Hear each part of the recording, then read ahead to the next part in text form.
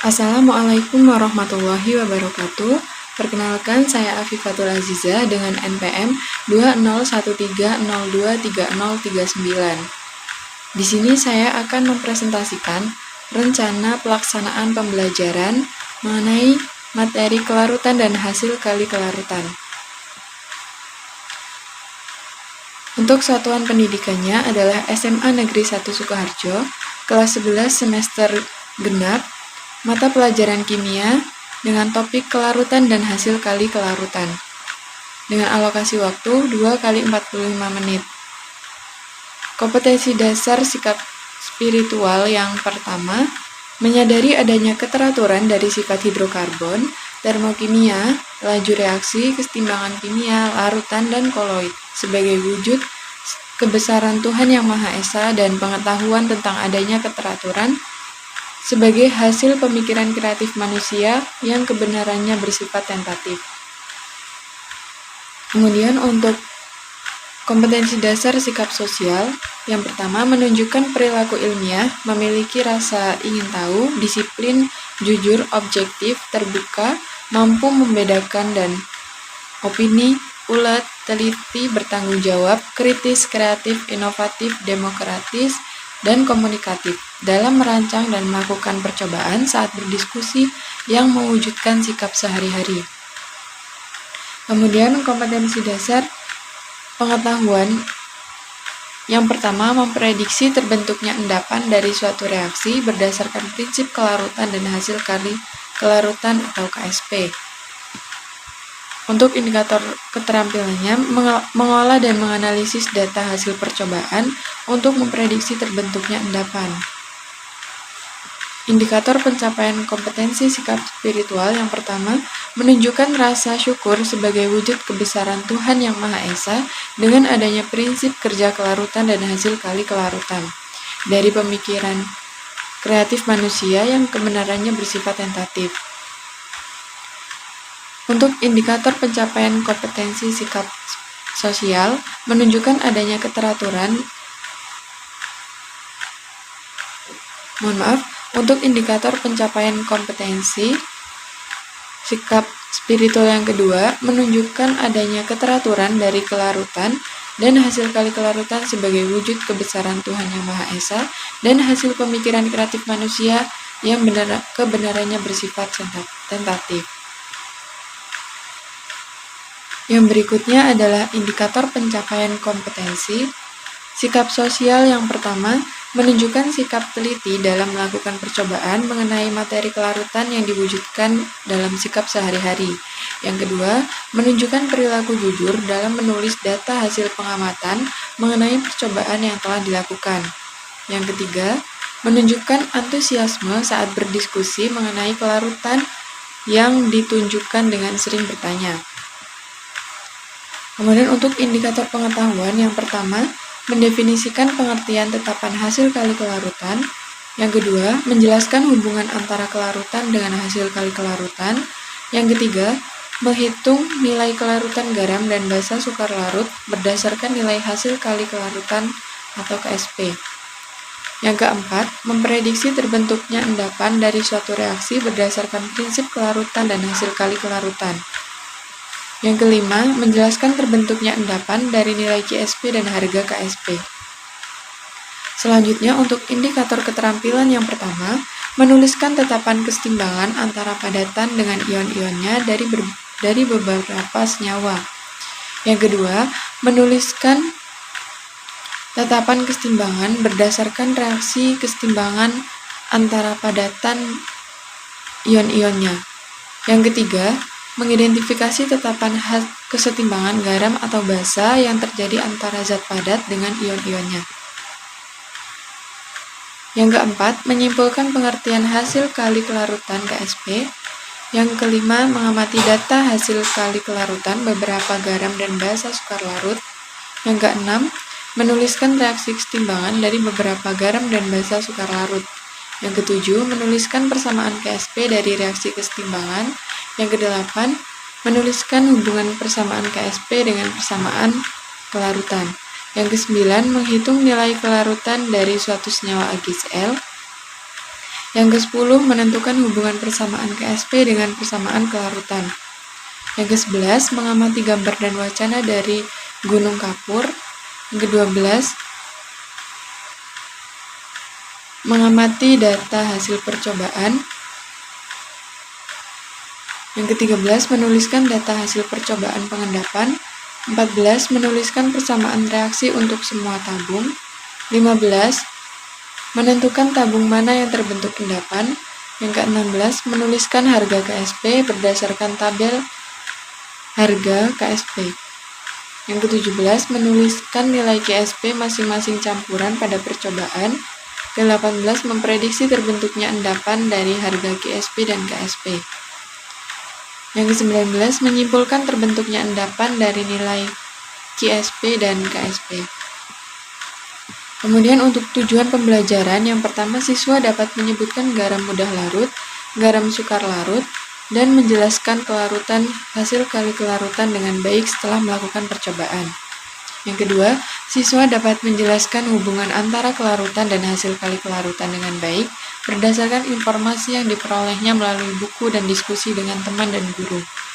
Yang ketiga, siswa dapat memperkirakan terbentuknya endapan berdasarkan nilai tetapan hasil kali kelarutan melalui data hasil percobaan. Berikut adalah materi ajar. Kemudian untuk metode pembelajaran, menggunakan pendekatan saintifik dan model pembelajaran discovery learning dengan metode pembelajaran percobaan, diskusi, dan penugasan. Untuk kegiatan pembelajaran, dengan alokasi waktu 2 kali 45 menit, yang pertama, pendahuluan.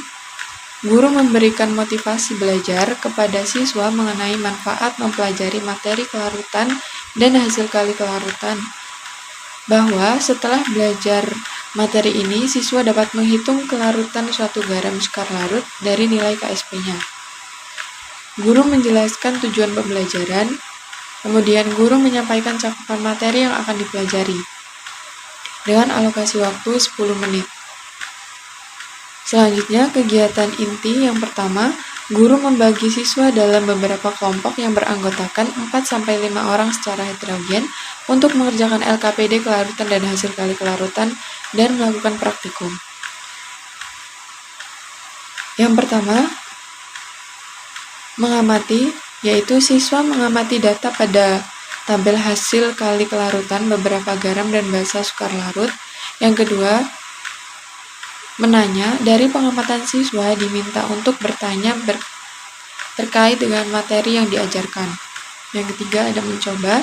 Siswa menuliskan reaksi kesetimbangan dari beberapa garam dan basa sukar larut. Siswa menuliskan persamaan KSP dengan persamaan kelarutan. Siswa menentukan hubungan hasil kali kelarutan dengan kelarutan. Berikutnya, mengasosiasikan, yaitu siswa menghitung nilai KSP AGCL. Berdasarkan nilai kelarutannya, siswa menentukan hubungan hasil kali kelarutan dengan kelarutan. Kemudian yang terakhir, mengkomunikasikan.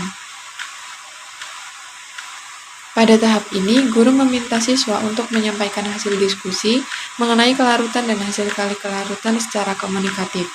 Guru memberikan kesempatan kepada kelompok lain untuk menanggapi hasil diskusi kelompok yang mempresentasikan dengan alokasi waktu 70 menit. Kemudian pada kegiatan penutup, siswa bersama guru menyimpulkan hasil pembelajaran. Guru memberikan evaluasi pengetahuan yang diperoleh siswa dalam bentuk pertanyaan langsung, pemberian tugas baik individu atau tugas kelompok terkait materi yang akan dipelajari hari ini. Yang terakhir, guru memberi informasi rencana kegiatan pembelajaran untuk pertemuan selanjutnya dengan alokasi waktu 10 menit. Kemudian, alat media dan sumber belajar yang digunakan ada LCD proyektor, laptop, papan tulis, spidol. Untuk media pembelajaran yaitu lembar kerja peserta didik. Sumber belajar, buku kimia kelas 11, Michel Purba, dan buku kimia kelas 11 Unggul Sudarmo. Untuk penilaian proses dan hasil belajar, teknik penilaiannya ada tes dan non-tes. Bentuk penilaiannya tes, pilihan jamak dan esai, non-tes, asesmen kinerja sikap, dan asesmen kinerja proses.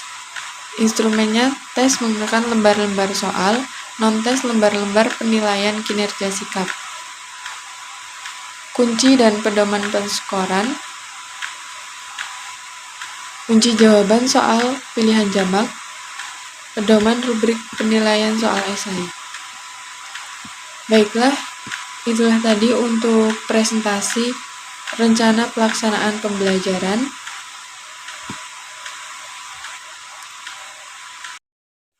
Selanjutnya, di sini saya akan menampilkan lembar kerja peserta didik atau LKPD dengan materi kelarutan dan hasil kali kelarutan.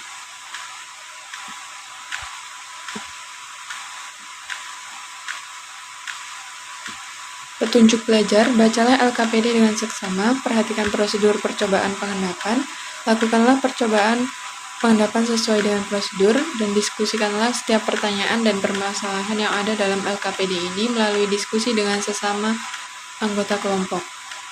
Jika ada pertanyaan atau hal yang kurang dimengerti, mintalah bantuan guru untuk menjelaskannya.